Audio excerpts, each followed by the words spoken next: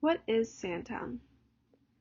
Sandtown is a community that was established in the early 1900s as a blue-collar, sustained community. The name Sandtown came about from a large amount of sand that was often left in the streets from the first horse-drawn wagons and later trucks traveling to and from the sand and gravel quarry located in Monroe, Lawrence, and Prestman Street. The escaped sand left the streets covered, and thus the name was given. The abundance of sand became a fun source of play for neighborhood kids. They would take boxes and slide down the sand hills. The racial makeup of Sandtown is approximately 96% African American. Before the 1960s riot, it was a welcoming place to live with many professionals and distinguished individuals. A few of these big names include Cab Calloway, a late jazz artist, Billie Holiday, a late jazz artist, Thurgood Marshall, the first African American justice on the Supreme Court of the United States, Melvin Williams, aka Little Melvin, a former drug lord of Baltimore, and Freddie Gray, a police brutality victim. In the later half of the 20th century, many residents of Sandtown moved to more affluent suburbs, leaving it vacant and boarded up. Sandtown became a home of drugs and gangs, such as Bloods and Crips. The town experienced economic depression, housing abandonment, crime, and racial rioting. In 2015, protests and rioting over the death of Freddie Gray resulted in 3% of the population becoming incarcerated and a third of the housing abandoned. 20% of working-age people were unemployed or underemployed. A third of residents living in poverty, and heroin addiction as well as opioid-related pills has continued to plague and ravage the community. All hope was not lost. The recent organization of Sandtown Habitat for Humanity has restored over 300 homes that had been abandoned. What is the environment like in Sandtown? Local weather in Sandtown, Maryland include temperatures averaging 55.1 degrees Fahrenheit, with high temperatures occurring in July averaging in a mid to upper 80s, and low temperatures in January averaging low to mid 20s. Snow in Baltimore averages 20.6 inches per year. The topographic features of Baltimore are flat. Green spaces in Sandtown include parks and People Foundation Partners for Open Space, Remington Village Green, Druid Hill Park, and Arnold Swifter Park. The percent of green spaces in the community is 18.4% of the land. There are no canopies in the area. The liquor store density is 7.4, which is almost double the Baltimore density of liquor stores at 3.8. Air quality in the community is shown through toxic exposure / cancer risk rate, which is 45.1 to 55 per a million population. Sandtown is encompassed by 4 streets, which include Route 40, Route 1, North Vermont Avenue, and West Lafayette Avenue. Being surrounded by these highways can contribute to noise pollution. Sandtown is in a 3-mile radius from the University of Maryland Medical Center and Ascension St. Agnes Hospital. Being so close to both of these hospitals, there are sirens that also contribute to noise pollution in the community. What government policies are in place to help improve the quality of life in Sandtown? Brandon Scott is the mayor of Baltimore who is working to end gun violence and restore the public's trust in government. He was originally elected in 2011 to the Baltimore City Council and was elected mayor in 2020. During his first term, he reinstated council oversight of Baltimore Police Department by holding quarterly hearings to work to reduce violence. In 2018, Scott passed a monumental legislation on equity in Baltimore.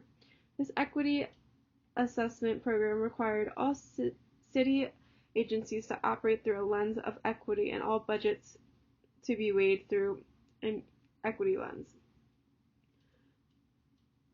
Nick J. Mosby is the Baltimore City Council president.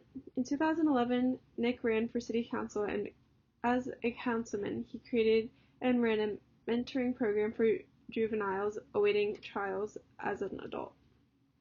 He also passed legislation banning the requirement for criminal records on job applications, as well as passing legislation to stop liquor stores from selling to minors.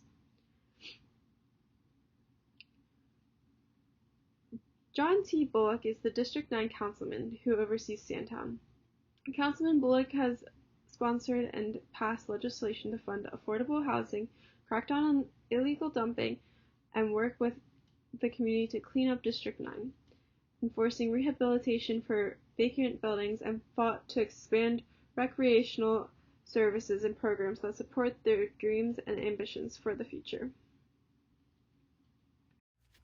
During our windshield study, the houses appeared to be a mix between managed/livable homes and condemned row homes made of brick and different stone.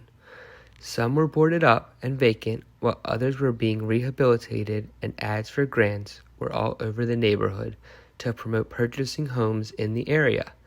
Transportation was readily available in means of public forms, with many bus stops lined along the streets. Traffic appeared not too congested, and ample street parking was available along many side streets and in front of businesses. However, many of the streets were in poor condition and lined with potholes, cracks, and made up of old asphalt. There appeared to be a few recreation centers and YMCAs in the area. The parks were full of open fields with mismanaged grass and lots of mud holes, but still manageable for kids to play in. There were a few basketball courts with kept-up asphalt, but they had cut-off nets. There was one playground that appeared to be in good condition and somewhat new, but tagged in graffiti. This Sandtown area was very congested, as it takes place in an urban setting with lots of cemented sidewalks with very few trees and shrubs lining them. There are playing kids zone signs placed all around alleyways and backyards for their safety around traffic. There are homeless shelters in the area as a resource for people in need. There were no health service facilities within walking distance from the observed area, and many other services for that matter, such as food banks, police, and fire stations. Many churches were observed when driving through the area, and appeared to be open and thriving, with multiple events taking place throughout the week, encouraging engagement within the community. There were signs on benches and at bus stops for officials and council members to be voted for within the community. We spoke to 2 members of the community. One was an employee of a local liquor store that grew up in the area for over 30 years.